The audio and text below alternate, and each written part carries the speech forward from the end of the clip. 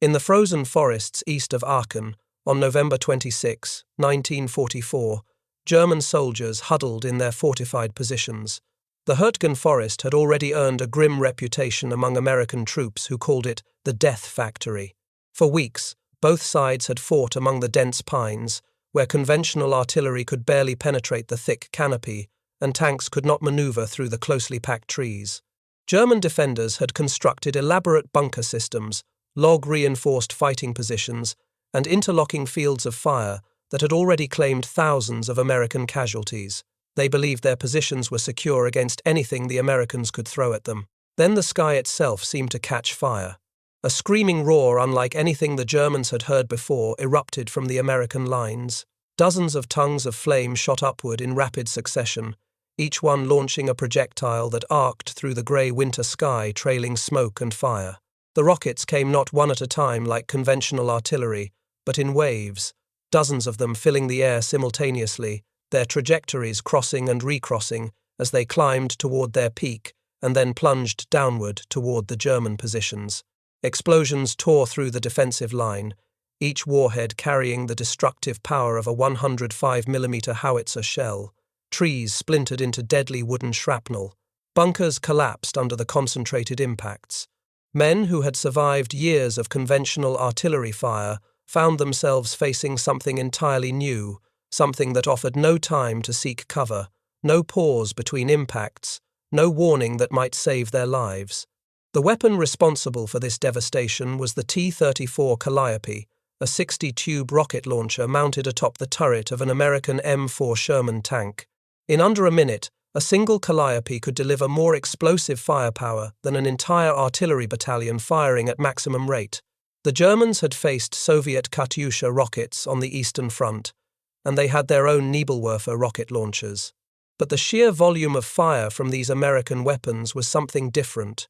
American engineers had created a weapon that could concentrate the fury of dozens of conventional artillery pieces into one terrifying instant of destruction.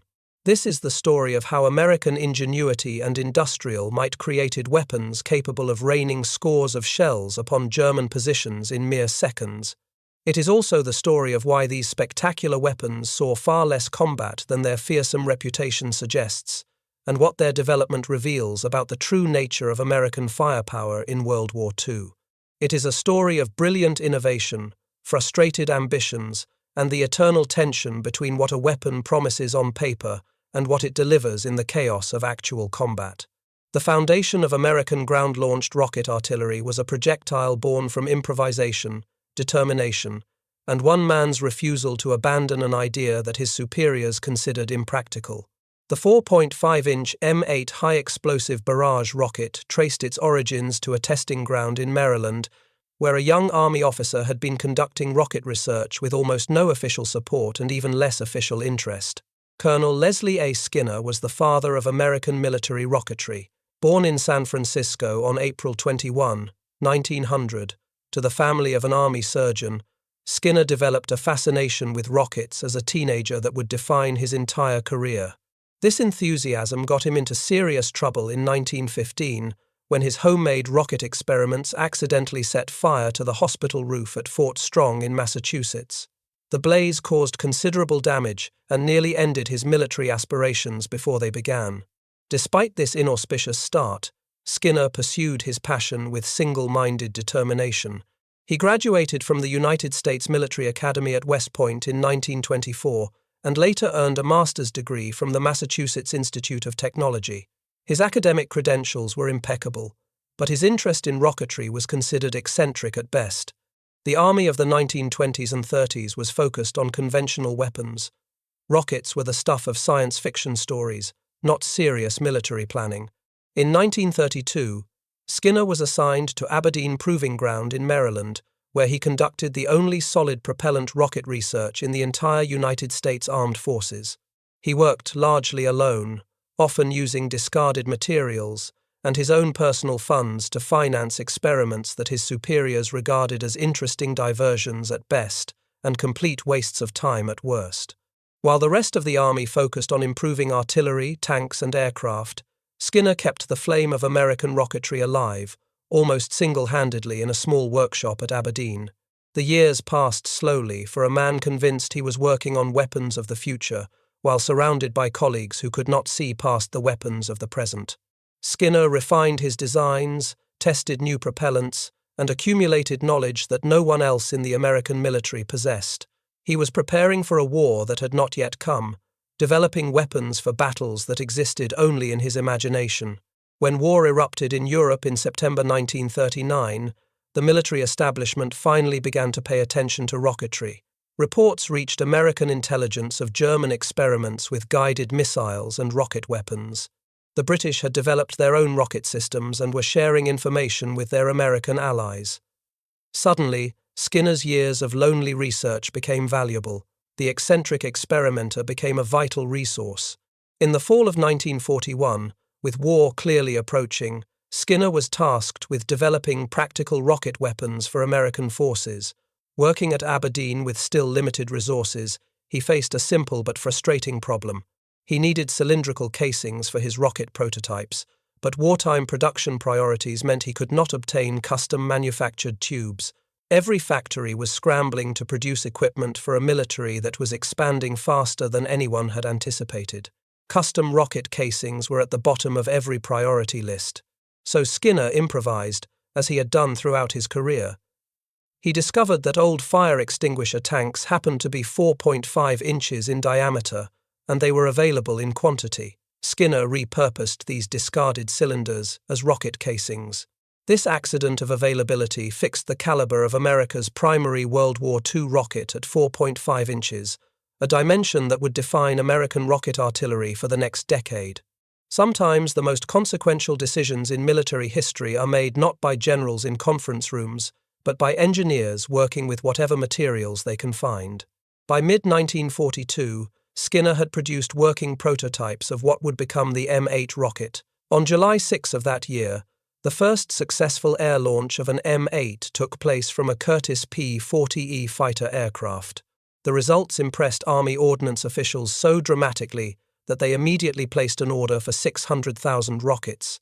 By the war's end, American factories would produce over 2.5 million M8 rockets, an astonishing number that reflected the weapon's importance to American military planning. The M8 was a fin-stabilized weapon, weighing about 38 pounds when fused and ready to fire. The original variant measured approximately 36 inches long, though later improved versions were somewhat shorter. Its warhead contained 4.3 pounds of TNT, explosive power equivalent to the payload of a 105mm M101 howitzer shell, the standard American divisional artillery piece. The rocket could reach speeds of approximately 870 to 900 feet per second at burnout, and had a maximum range of around 4,000 yards when fired from ground launchers, though aircraft could achieve greater distances. However, the M8 had a critical limitation that would shape every weapon system built around it and ultimately limit its effectiveness in combat. Fin stabilization worked excellently at aircraft speeds, where the rush of air immediately engaged the tail fins and kept the rocket on a stable course. P-47 Thunderbolt fighter bombers used M8 rockets with devastating effectiveness against ground targets throughout the European and Pacific campaigns, but at the lower velocities of ground launch, the fins were ineffective during the first crucial moments of flight. The rocket would leave the launcher and wobble unpredictably before the fins could bite into the air and stabilize its trajectory. This caused significant wandering and dispersion that made precision aiming impossible. Ground-launched M8 rockets were useful only as barrage weapons requiring multiple launchers to saturate an area with explosions. They could carpet a position with devastating firepower, but they could never achieve the precision of conventional tube artillery where a skilled crew could drop shells repeatedly on the same coordinates. With the M8 rocket in production and proving its value in air-launched applications, American engineers turned their attention to the question of how best to deliver these weapons against enemy ground positions. Several designs emerged over the following months, each with its own advantages and significant limitations. The most iconic American rocket system was the T34 Calliope, developed in 1943 under the United States Ordnance Department. Named after the steam-powered musical organ that entertained crowds at fairs and circuses, the Calliope earned its nickname from both its pipe organ appearance and the tremendous noise it produced when firing. The launcher mounted 60 rocket tubes above the turret of an M4 Sherman tank, America's principal medium tank of the war. The launcher assembly consisted of 36 permanent tubes arranged in the upper section, with 2 jettisonable groups of 12 tubes, each mounted below for a total of 60 rockets ready to fire. The entire rack was connected to the Sherman's 75mm main gun barrel through a pivoting arm and split ring clamp, allowing the launcher to elevate and depress following the movement of the gun. This gave the tank commander the ability to aim the rockets using the same sighting system he would use for his main armament. The commander fired the rockets electrically through cables running into the turret through the commander's hatch. The electrical firing system allowed him to remain buttoned up inside the tank while launching the devastating salvo. Rockets left the tubes in rapid succession until all 60 were expended. A full Calliope salvo delivered an impressive amount of explosive payload to the target area. 60 rockets, each carrying 4.3 pounds of TNT, meant 258 pounds of high explosives spreading across an enemy position. The launcher itself weighed approximately 1,840 pounds and could theoretically be jettisoned hydraulically from within the tank, allowing the Sherman to revert to its standard combat role after expending its rockets. In practice, this jettison feature did not always work reliably. The visual and auditory effect of a Calliope firing was genuinely spectacular. Rocket flame extended 30 to 40 feet from each tube during launch, creating a wall of fire above the tank's turret. The rapid succession of ignitions produced a continuous roar that could be heard for miles across the battlefield. Smoke and exhaust billowed around the tank as rocket after rocket screamed into the sky. The sight of 60 rockets arcing through the air simultaneously, their smoke trails tracing parallel curves against the sky, was genuinely terrifying to anyone unfortunate enough to be on the receiving end. But the Calliope also had serious operational problems that its dramatic appearance could not overcome. The 75mm main gun could not be fired while the launcher was attached in the original T34 configuration, because the elevating strut connecting the launcher to the gun barrel blocked the main armament. Field crews later developed modifications to allow limited main gun use, but the basic design treated the tank as a rocket platform rather than a combined arms fighting vehicle. The high center of gravity created by mounting over 1,800 pounds of launcher equipment above the turret made the Sherman dangerously unstable, especially on slopes, rough terrain, or the pitching decks of landing craft. The Sherman was already a tall tank by the standards of the era. Adding the Calliope launcher made it taller still and raised its center of mass significantly. Most critically for crews, the distinctive 60-tube launcher array made the Sherman an unmistakable high-priority target that German gunners could identify at considerable distances. Crews quickly learned that their rocket tank would draw concentrated fire the moment it was recognized. German forces learned to identify and prioritize Calliope-equipped vehicles, holding their fire against conventional Shermans until the distinctive rocket launcher appeared. Reloading presented another major problem. According to records from the 752nd Tank Battalion, which operated rocket-equipped tanks in Italy, a complete reload of all 60 tubes took approximately 2 hours, using a team of crewmen working without enemy interference. In practical, tactical terms, this meant the Calliope was essentially a one-shot weapon. A crew would fire their spectacular salvo, then either jettison the launcher or withdraw to a secure rear area for the lengthy reloading process. There was no possibility of sustained rocket fire from a single vehicle. American factories produced approximately 200 Calliope launcher systems during the war, a remarkably small number compared to the tens of thousands of Sherman tanks manufactured for American and Allied forces. This limited production reflected the weapon's experimental status, designated as limited procurement rather than standard issue, and the Army's continued uncertainty about its tactical value. Alongside the Calliope, American engineers developed the T-40 Whiz-Bang, a heavier system designed specifically for demolition work against fortified structures. The Whiz-Bang mounted 20 tubes firing 7.2-inch rockets, each carrying an impressive 32 pounds of Composition C2 plastic explosives.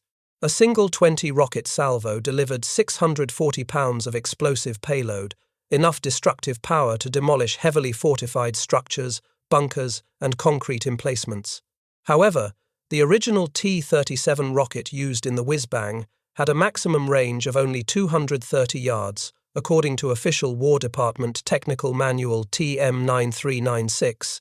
This was absurdly short for practical combat use, requiring the tank to approach dangerously close to enemy positions before firing. Any crew driving within 230 yards of a fortified bunker was almost certainly going to take fire from multiple German weapons systems. Improved rocket variants extended the range somewhat, but the whiz-bang still saw extremely limited deployment because of lingering safety concerns and production delays. Only 8 launchers were ultimately sent to Italy for combat use. The T-27 xylophone took a different approach to the rocket delivery problem by mounting 8 launch tubes on a standard 2.5-ton GMC truck, the ubiquitous deuce and a half that served American forces throughout the war. Larger variants carried additional tubes. These truck-mounted systems were significantly cheaper and simpler than tank-mounted launchers, and they did not burden valuable tank assets with what many commanders considered an artillery mission. However, the truck-mounted rockets lacked any traversing mechanism. The entire vehicle had to be repositioned if the crew needed to adjust their aim. This made them vulnerable during the time-consuming process of realignment and limited their tactical flexibility compared to the turret-mounted Calliope. Both the Calliope and the whiz-bang were originally manufactured and shipped to Britain specifically for the Normandy invasion scheduled for the spring of 1944. American planners envisioned using them to destroy German bunkers defending the beaches. The Calliope's ability to deliver 60 howitzer-equivalent shells seemed ideal for breaching fortified positions that would take conventional artillery much longer to reduce. But testing in England revealed serious problems that could not be solved before the invasion date. The Calliope's high center of gravity made Sherman tanks dangerously unstable on the pitching decks of landing craft. The rough channel crossing would have been hazardous with these top-heavy vehicles.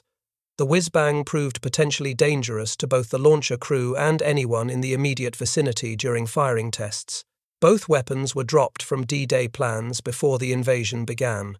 This meant that American rocket artillery sat unused in England while Allied forces stormed the Normandy beaches on June 6, 1944. The spectacular weapons that had been built specifically for the most critical amphibious assault in military history never participated in the operation they were designed to support. American planners had invested significant resources in weapons that would not fire a shot on the most important day of the European campaign. The first significant combat use of American truck-mounted rockets came during the Siege of Brest in August and September of 1944. The heavily fortified Breton port was defended by approximately 40,000 German troops under paratroop General Hermann Bernhard Ramke, a tough and experienced commander who intended to hold out as long as possible to deny the port facilities to Allied logistics. American units tested T-27 xylophone launchers against German fortifications during the siege. The results were deeply disappointing. Evaluators rated the weapon as unsatisfactory, finding that single launchers simply could not deliver enough concentrated firepower to be effective against prepared defensive positions. The rockets scattered across too wide an area to breach specific fortifications, and the limited number of tubes per launcher meant the psychological effect was fleeting. The 2nd Infantry Division conducted similar tests with T-27 launchers in August 1944 with equally poor results. They rated the weapons poorly because individual launchers could not achieve the saturation effect that made rocket artillery psychologically devastating. This failure led to the decision to pair launchers together and mount them on trucks for greater concentration of fire in future operations. The Hurtgen Forest campaign provided the first large-scale combat test of American rocket artillery in the European theatre of operations. This brutal battle, fought among dense pine forests along the German border, had already earned a fearsome reputation for close-quarters violence. American casualties mounted steadily as infantry struggled through the trees against determined German resistance. Conventional tanks could barely operate in the restricted terrain, and artillery was difficult to employ effectively because the dense canopy absorbed much of the blast.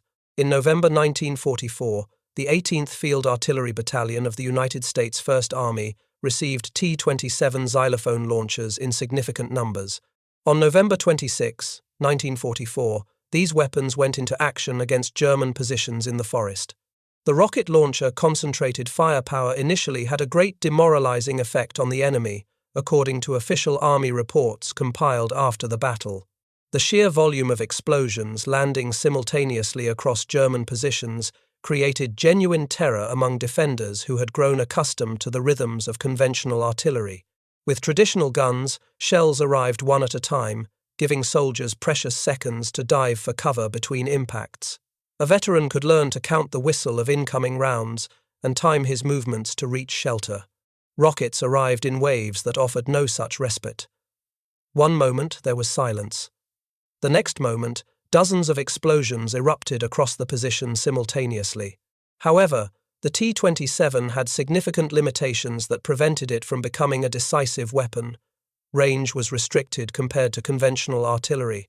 The lengthy reloading process meant launchers could not sustain fire over extended periods, and the rockets themselves scattered across a wide area, making precision attacks on specific positions impossible. Operations in the Hurtgen Forest continued until December 17, 1944, the day the German Ardennes offensive began. When news of the breakthrough reached American commanders, the rocket launchers were pulled back from the forest along with other assets needed to meet the new threat.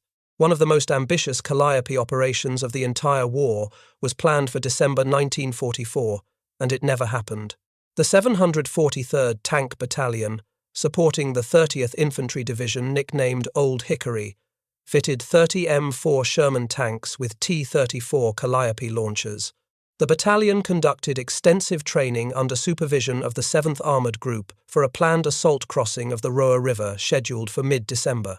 30 Calliope-equipped tanks represented the largest concentration of American rocket armor ever assembled for a single operation.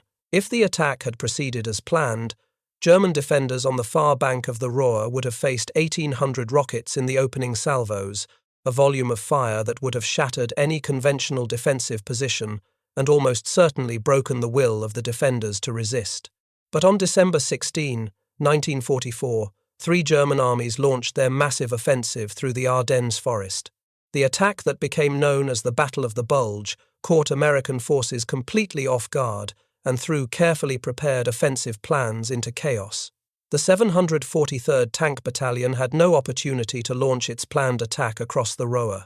Instead, the battalion received emergency orders to jettison all 30 launchers and rush to the Malmedy area, where they fought desperate defensive battles against elements of the 1st SS Panzer Division during some of the most intense fighting of the entire war. Not a single rocket was fired from those 30 Calliopes. The launchers were abandoned in the fields of Belgium as the tanks raced south to meet the German threat. They were never reinstalled on the 743rd's tanks for the remainder of the war.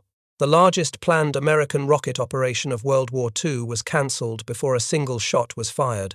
Similarly, 30 T-40 whiz-bang launchers were put into service on the Ardennes front in December 1944. A large German counterattack caused them to be redeployed to safer positions before they could be used. After the Battle of the Bulge concluded, they were shipped to northern Italy, where they remained for the rest of the war without seeing significant combat. Like the 743rd Calliopes, they represented a massive investment of resources that ultimately contributed little to the Allied victory. The primary combat deployment of T-34 Calliope finally came in the final months of the war, under General George S. Patton's Third Army during the drive into Germany. Beginning in February 1945, launchers were reinstalled on Sherman tanks and issued to armoured units for the push across the Rhine and into the German heartland. Units confirmed to have used Calliopes in combat during this final phase included the 2nd Armoured Division nicknamed Hell on Wheels, the 4th Armoured Division that served as Patton's reliable spearhead throughout the campaign, the 6th Armoured Division called the Super 6th, the 12th Armoured Division known as the Hellcats, and the 14th Armoured Division called the Liberators. Independent tank battalions including the 712th, 753rd, and 781st also received and employed Calliope launchers during these final weeks of combat. Photographs confirm a T-34 Calliope-equipped Sherman at Kopperich on February 21, 1945, during the Rhineland campaign. This represents one of the earliest confirmed Calliope deployments in actual combat with Third Army forces after launchers were reinstalled following the Battle of the Bulge. The 14th Armoured Division employed Calliopes during its drive through the Siegfried Line in March 1945. The division resumed its offensive on March 15, driving across the Roer River, cracking through German border fortifications, and attacking into the Wissembourg Gap on March 20. By March 24, it had captured Germersheim on the Rhine River. Photographs from this period show M4A3 Sherman tanks fitted with T34 launchers supporting infantry advances through German towns and across open fields. Glen Lamb, who served as a tank commander in 1st Platoon, Company C, of the 714th Tank Battalion in the 12th Armoured Division, left one of the most vivid first-hand accounts of Calliope operations. Lamb commanded an M4A3 Sherman named Coming Home, with the word Persuader painted on the main gun barrel. His recollections, preserved by his son Joe E. Lamb, reveal the constant danger that came with operating these distinctive weapons that German gunners had learned to prioritize. The rocket-equipped tanks were prized targets for the Germans, Lamb recalled, so they stayed at the back of the pack. One of my best friends was the driver of this tank. One day, the tank and all the other standard Shermans went down a road unscathed, but the Germans had just been waiting. When the Calliope came along, the Germans opened up on it with a 20mm anti-aircraft gun, and my friend had his head blown off. This account underscores a bitter irony that crews understood all too well. The very feature that made Calliopes terrifying to German infantry, their unmistakable 60-tube launcher array visible from considerable distances, also made them easy to identify and target. German gunners learned to hold their fire as conventional Shermans passed, waiting until the distinctive rocket launcher appeared before opening fire with everything available. The Calliope's dramatic visual signature was both its greatest psychological asset and its most dangerous tactical liability. For American audiences shaped by dramatic accounts of German Nebelwerfer attacks, the terrifying rockets that soldiers nicknamed Screaming Mimi and Moaning Minnie, it may come as a surprise that the M8 rocket did not produce a similar terrifying shriek as it flew through the air. German Nebelwerfer rockets earned their frightening nicknames because their spin-stabilized design produced a distinctive howling sound during flight that unnerved even veteran troops. American soldiers who faced these weapons frequently cited them as among the most psychologically devastating they encountered. But the American M8 was fin-stabilized, not spin-stabilized. The different stabilization method meant the M8 did not produce the same terrifying whistle that made German rockets so psychologically devastating. Colonel Bruss of the 752nd Tank Battalion filed a detailed combat report on February 9, 1945, after using 4.5-inch rocket launchers in combat in Italy. His assessment of the weapon's psychological effect was remarkably candid and somewhat disappointing for those who hoped rockets would terrify the enemy. The effect was comparable to German Nebelwerfer fire without the siren whistle sound, Bruss wrote. The accompanying sound of this rocket does not have the desired anti-personnel morale-shaking feature. During tests conducted on December 4, 1944, his unit tried adding whistle attachments to the rockets in hopes of improving the psychological effect. Whistle attachment produced no effect at firing point and was not heard by range guards 2,000 yards in front. This suggests that the Calliope's psychological impact may have been overstated in some popular accounts. The rockets were unquestionably loud at the launch point, producing a tremendous roar as 60 projectiles screamed into the sky in rapid succession. The rapid succession of explosions at the target area was genuinely demoralizing for troops who had no time to seek cover between impacts. But the rockets themselves did not scream through the sky the way German Nebelwerfer rounds did, reducing the terror factor for troops waiting at the receiving end who could hear conventional artillery approaching but had little warning of rocket impacts. Despite the limitations of the M8 rocket's psychological effect, the 752nd Tank Battalion's rocket-equipped tanks achieved at least one dramatically destructive result. A single rocket tank firing a 53 rocket salvo at Monte Armato Abbey from a range of 3,800 yards scored a devastating direct hit on the medieval structure. The Abbey, with religious origins documented as early as 1090 and its first written record appearing in 1129, was completely destroyed. Romanesque sculptures that had survived 8 centuries crumbled under the explosions. 14th-century frescoes depicting religious scenes were smashed beyond recognition. The abbey's medieval bronze bell was cut cleanly into 2 pieces by rocket fragments. On April 9, 1945, American home front audiences finally saw rocket artillery in action for the first time. Universal Newsreel released footage captured by Signal Corps combat photographers showing actual rocket attacks on the European front during the final push into Germany. The narrator described how multi-firing units had given valuable support to American artillery throughout the campaign. They are quickly set up and sighted, the newsreel narrator explained. The weapons are fired from a remote control box, saved from the blasts. Many of the rocket banks are mounted on trucks and can be deployed so fast the enemy does not know what hit it. They are fired by remote control so that the crews may escape the terrific discharge fires. This newsreel represented the first filmed documentation of American ground rocket operations released to the public, appearing barely a month before Germany's surrender in May. The American people finally witnessed the weapons that had been developed, shipped overseas, and largely unused for the previous 3 years of war. To fully understand why American rocket artillery never became a dominant weapon system, despite its dramatic capabilities, one must understand the revolutionary conventional artillery that made rockets seem almost unnecessary.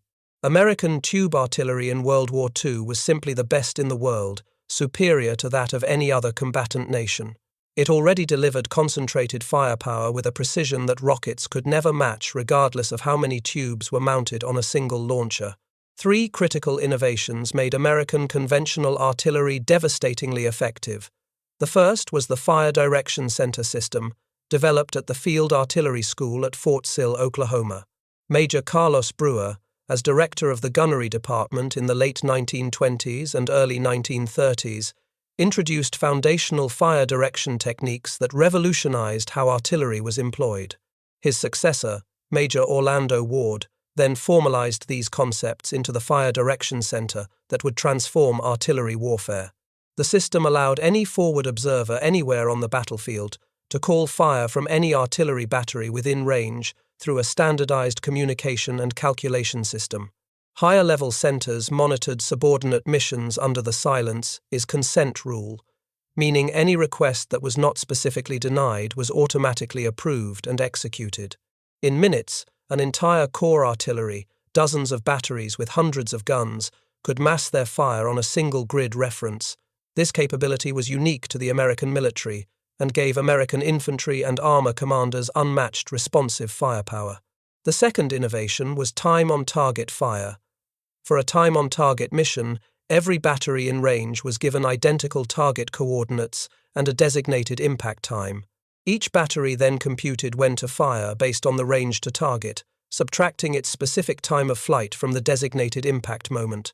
The military standard required all shells to arrive within plus or minus 3 seconds of the prescribed impact time. This technique denied the enemy any effective warning. The initial impacts from every gun, from batteries positioned at varying distances, landed before defenders could take cover.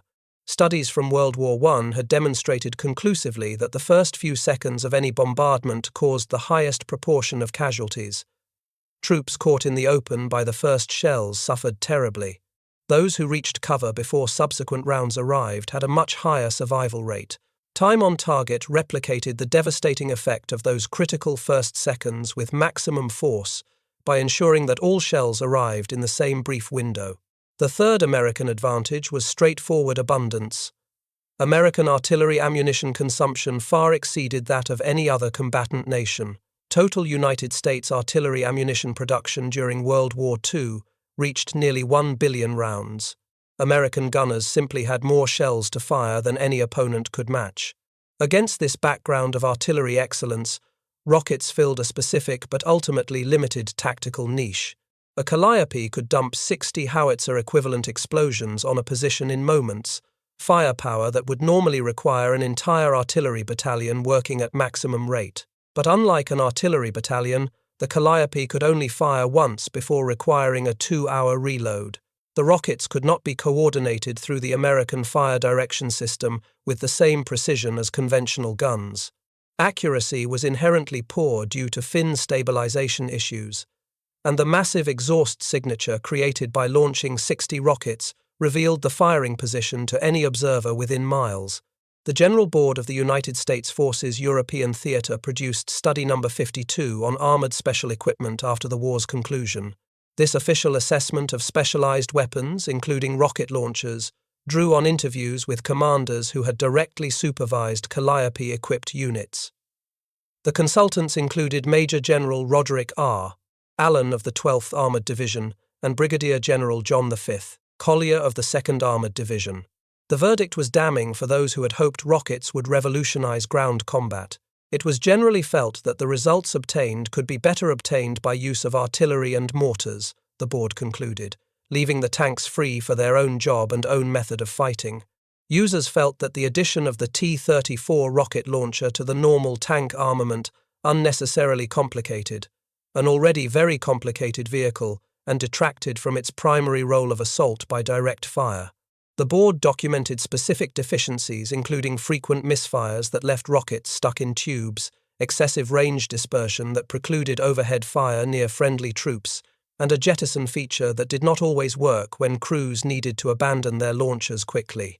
Rockets, if used at all, would be more effectively employed by artillery, the board determined, not by tank crews who had their own essential mission to perform.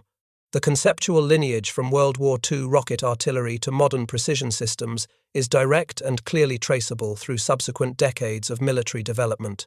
The T-66 Honeycomb launcher, which saw a single engagement in Czechoslovakia in May 1945, became one of the principal artillery weapons during the Korean War.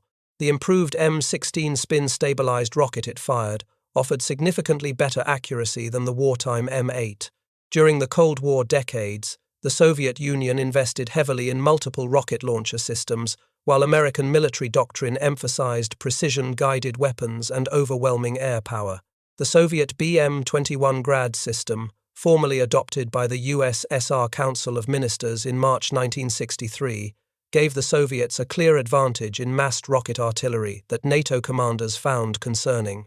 This gap eventually led to the development of the M270 multiple launch rocket system, with the first production models delivered to Fort Sill, Oklahoma, in August 1982, and the first operational battery formed at Fort Riley, Kansas, in March 1983.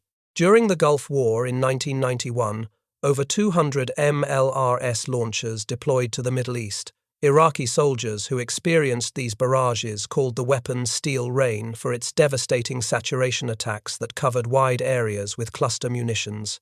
The mobile rocket artillery concept pioneered in World War II had finally achieved its full potential, vindicated by decades of technological improvement. The M142 high-mobility artillery rocket system, widely known as HIMARS, represents the latest evolution of this conceptual lineage. A wheeled, lighter system echoing the wartime concept of truck-mounted rockets but armed with precision-guided munitions accurate to within meters, HIMARS has proven its decisive value in recent conflicts. The conceptual line from Colonel Skinner's fire extinguisher tube experiments in 1941 runs directly through decades of development to the precision rocket systems of the 21st century. No complete surviving T34 Calliope or T40 whiz-bang systems have been definitively identified in public museum displays. The launchers were designed as temporary fixtures intended to be expendable, and most were discarded after use or when the war ended. However, related systems including the T-27 Xylophone and T-66 Honeycomb launchers can be seen at the United States Army Field Artillery Museum at Fort Sill, Oklahoma, and at Rock Island Arsenal in Illinois. The 12th Armored Division Memorial Museum in Abilene, Texas, contains photographs and oral histories from the 714th Tank Battalion Calliope crews, including materials related to Glen Lamb and his fellow tankers. The National World War II Museum in New Orleans holds T-34 Calliope photographs in its digital collections, along with related documentation. Signal Corps photographs and the Universal newsreel footage from April 1945 remain the primary visual documentation of these weapons in action. The military historian Stephen Zaloga's detailed works, provide the most thorough operational accounts with expert analysis of the available photographic evidence and primary source documents. The story of American rapid-fire rocket systems in World War II is not a simple tale of devastating superweapons that shattered German resistance wherever they appeared. The honest narrative is more nuanced and ultimately more compelling for its complexity. The Calliope and its sister systems emerged from the same philosophy that drove all American combat doctrine, the belief that industrial might and technological innovation could substitute for casualties, that machines could do the work that would otherwise cost American lives. The Calliope delivered extraordinary shock effect when it was actually used in combat. 60 rockets in rapid succession, each warhead matching the explosive power of a howitzer shell. The psychological impact on defenders who experienced these salvos was undeniably real. Men who had survived years of conventional warfare found themselves facing something that felt fundamentally different, a wall of explosions that arrived without the warning that artillery provided, without the pause between impacts that might allow a man to reach cover, without any opportunity to adapt or respond. Yet the weapon saw remarkably limited combat use despite the resources invested in its development. Approximately 200 units were produced. The largest planned operation, 30 Calliopes with the 743rd Tank Battalion, was cancelled by the Battle of the Bulge before a single rocket was fired. Most actual combat deployments involved small numbers of launchers attached to various units in Patton's Third Army during the final 3 months of the European War. The real American artillery advantage in World War II was not rockets but the revolutionary fire direction center system, the time-on-target technique that massed fires with devastating synchronization, universal forward observer training that gave every American unit access to massive firepower, and the staggering ammunition production capacity that allowed American gunners to fire more shells than any enemy could hope to match. The rockets were a supplement to this conventional excellence, a spectacular and psychologically powerful supplement to be sure, but never a replacement for the guns that truly dominated the battlefield.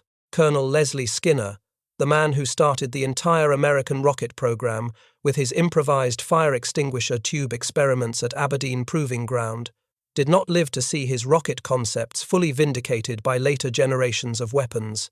He died on November 2, 1978, his contributions largely forgotten by a public that remembered the famous bazooka, but not the dedicated officer who invented it after years of lonely research.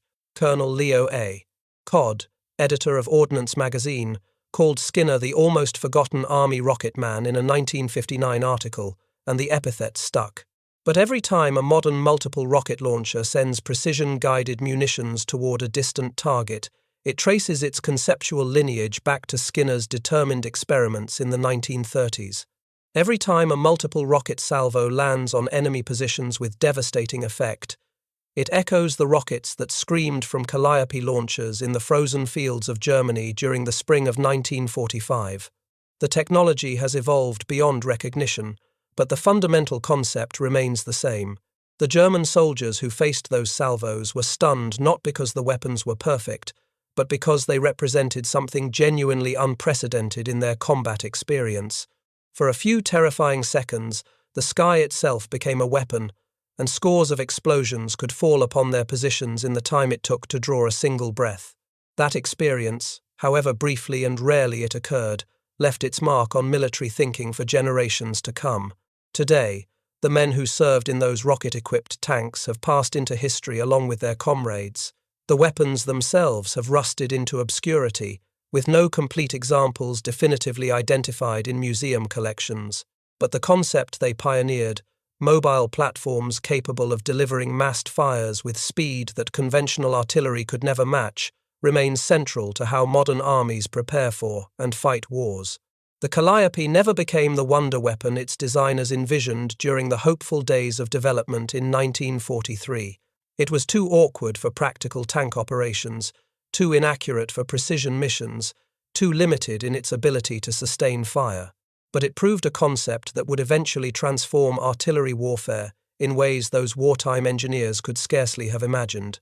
From the improvised fire extinguisher rockets of 1941 to the precision-guided systems striking targets today, The American vision of concentrated firepower continues to shape how conflicts unfold.